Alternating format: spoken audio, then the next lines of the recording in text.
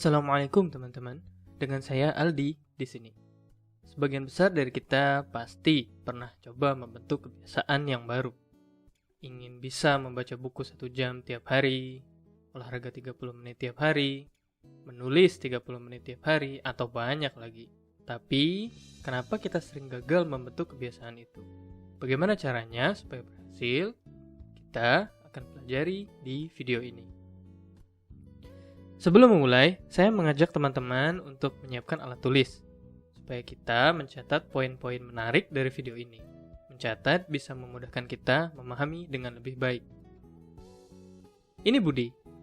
Budi seorang mahasiswa semester 6. Sebagai seseorang yang siap terjun di dunia kerja, ia sadar bahwa ia harus banyak mengupgrade kemampuan dirinya dan meninggalkan kebiasaan-kebiasaan buruk saat ini. Budi merasa dia perlu memperluas wawasannya. Sebagai langkah awal, Budi memutuskan untuk melatih kebiasaan membaca buku tentang pengembangan diri selama 1 jam tiap hari. Hari pertama, Budi berhasil meluangkan waktu 1 jam membaca buku. Hari kedua, ia juga berhasil membaca. Hari ketiga, karena banyak kesibukan di luar rumah, Budi pulang cukup larut. Karena capek, ia merasa membaca buku 1 jam terlalu memberatkan. Akhirnya Budi melewatkan target membaca bukunya di hari ketiga. Begitu seterusnya yang Budi lakukan. Terkadang ia sempat membaca buku, tapi lebih banyak melewatinya. Sampai akhirnya di hari ke-100, Budi sudah lupa dengan target membaca bukunya. Apa yang dialami Budi mungkin sudah sering kita alami. Sebetulnya, apa yang salah? Apa yang seharusnya kita lakukan?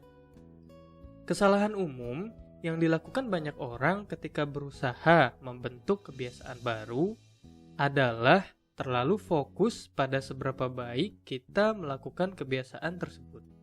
Bukan fokus pada membentuk kebiasaannya itu sendiri. Kita harus paham bahwa dua hal tadi adalah sesuatu yang berbeda. Ketika membangun kebiasaan, tentang seberapa baik atau seberapa lama kebiasaan itu dilakukan, 1 jam, 30 menit, 10 menit, bukan itu yang menentukan keberhasilan kita. Kebiasaan itu sudah benar-benar berhasil dibentuk saat kita melakukannya nyaris tanpa usaha, atau bahkan otomatis, terlepas dari berapa lama atau seberapa baik kita melakukannya. Saat kebiasaan sudah benar-benar jadi kebiasaan, baru kita mulai mencoba meningkatkan kualitas dan kuantitasnya. Kalau sudah begitu, melakukannya pasti akan jauh lebih mudah. Sekarang, pertanyaan terbesarnya adalah, bagaimana caranya bisa membentuk kebiasaan sampai jadi otomatis? Nah, yuk kita perhatikan penjelasan ini. Jadi, sebetulnya kita hanya perlu memperhatikan 3 hal. Memecahkan kebiasaan, alternatif kebiasaan, dan prioritas kebiasaan. Sekarang, mari kita coba kenali satu persatu. Kembali ke cerita Budi yang ingin membentuk kebiasaan membaca buku tiap hari. Yang perlu Budi lakukan, yaitu memecahkan kebiasaan membaca buku menjadi bentuk terkecilnya. Contohnya begini. Apa yang lebih kecil dari membaca buku? Anggap saja, membaca 1 bab buku misalnya. Lebih kecil lagi, membaca 5 lembar buku. Lebih kecil lagi, membaca 1 lembar. Lebih kecil lagi, membaca 3 paragraf, 2 kalimat, membaca 1 kata. Tujuan dari memecahkan kebiasaan ini, supaya kita bisa menemukan bentuk terkecil dari aktivitas membaca buku, supaya kebiasaan tersebut jadi manageable. Maksudnya manageable adalah bisa kita lakukan dengan usaha yang sangat kecil, tanpa beban sama sekali.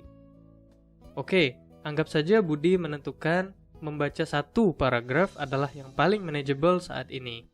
Selanjutnya, Budi perlu menentukan alternatif kebiasaan. Anggap saja Budi menentukan akan membaca 1 paragraf buku dengan judul XYZ tiap hari. Tapi, akan ada waktunya Budi disibukkan dengan berbagai aktivitas sehari-hari. Atau mungkin bosan membaca buku XYZ tadi, yang mana itu sebetulnya pasti terjadi, sangat wajar dan manusiawi. Kita semua pasti merasakan itu. Nah, kita bisa menentukan alternatif seperti membaca satu paragraf koran, majalah, buku memasak, atau bacaan apapun yang bisa kita temui saat itu. Tujuannya sederhana, supaya kita tetap membaca, meskipun tidak membaca buku yang kita targetkan.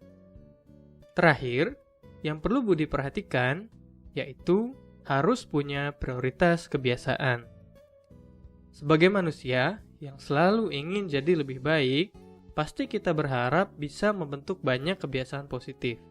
Tapi, kita hanya punya waktu dan energi yang terbatas setiap harinya. Kita cukup fokus membentuk 3-4 kebiasaan positif saja setiap tahunnya. Contohnya, tahun ini kita ingin fokus membentuk kebiasaan membaca buku, olahraga pagi, makan sayur lebih banyak, dan menulis setiap hari. 3-4 kebiasaan adalah yang paling manageable bagi kebanyakan orang. Lebih baik lagi, kalau kita fokus membangun kebiasaan yang disebut dengan kebiasaan keystone, atau kebiasaan dasar. Contoh kebiasaan dasar itu adalah kesehatan, perencanaan, meditasi. Tapi, mungkin kita belum bisa membahas lebih banyak tentang kebiasaan dasar di video ini. Kamu bisa pelajari tentang kebiasaan dasar di video kami yang lain. Kalau videonya sudah dibuat, harusnya linknya ada di sini. Kembali ke Budi. Setelah hari pertama dan kedua bisa menyelesaikan target membaca bukunya dengan baik, saat menemui halangan di hari ketiga, Budi tidak perlu meninggalkan kebiasaan membaca bukunya sama sekali. Meskipun lelah, Budi tahu. Ia cukup membuka buku dan membaca satu paragraf saja supaya target membacanya tetap tercapai. Maka, Budi membaca satu paragraf. Dan, ia bisa istirahat atau melanjutkan kesibukannya hari itu. Tapi, jika setelah membaca satu paragraf, dia ingin membaca lebih banyak, itu juga bisa dilakukan. Sekali lagi, tujuan utamanya adalah tetap membaca, meskipun yang dibaca hanya 2 kalimat. Mungkin kita berpikir, hanya membaca sedikit emangnya produktif ya? Kapan selesainya? Nah, ada 2 hal penting yang bisa saya jelaskan terkait pertanyaan tadi. Pertama, dengan melakukan kebiasaan dalam bentuk terkecilnya tiap hari, peluang kita untuk berhasil membentuk kebiasaan itu jauh lebih besar dibandingkan kalau kita memaksakan diri membaca 1 jam tiap hari misalnya. Ingat, tujuan pertama membentuk kebiasaan adalah membuat kebiasaannya ada dulu. Tidak penting dilakukan berapa lama atau seberapa baik.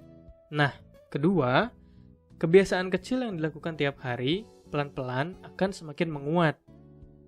Kalau di 1 minggu pertama kita masih memaksakan diri untuk membaca buku, di hari ke-100 kita akan mulai merasa ringan untuk membuka buku. Kalau tadinya kita perlu memaksa hanya untuk 1 paragraf, sekarang justru tidak terasa kita sudah membaca 5 lembar. Bahkan, kita akan merasa ada yang kurang kalau hari itu tidak membaca buku. Nah, kalau sudah begitu, artinya kebiasaan mulai betul-betul menjadi kebiasaan. Kita melakukannya secara otomatis tanpa beban sama sekali. Saat inilah waktunya kita mendorong diri untuk membaca lebih banyak. Misal, 3 buku dalam 1 bulan, atau 50 buku dalam 1 tahun. Kebiasaan itu akan semakin menguat dan menghasilkan manfaat yang berlipat-lipat untuk kita. Tapi, sekalipun kita sangat sibuk dan lelah hari itu, maka kita bisa kembali hanya baca 1 lembar saja, dan itu normal saja. Nah, teman-teman, sekarang kita sudah memahami kenapa kita lebih sering gagal membentuk kebiasaan. Kita perlu membuat kebiasaan itu menyesuaikan kemampuan awal kita. Seringkali, tantangan terbesar melakukan sesuatu adalah memulainya. Karena kita menetapkan ekspektasi yang terlalu tinggi dan tidak fleksibel. Kita malah lebih memilih untuk tidak melakukannya sama sekali.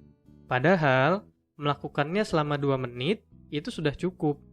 Saat sudah memulai, akan jauh lebih mudah bagi kita untuk melanjutkan. Jadi, kita perlu memecahkan kebiasaan menjadi bentuk terkecil yang manageable. Membuat alternatif, menentukan prioritas, kebiasaan mana dulu yang ingin kita bentuk. Cara ini bisa diterapkan siapa saja dalam bidang apa saja.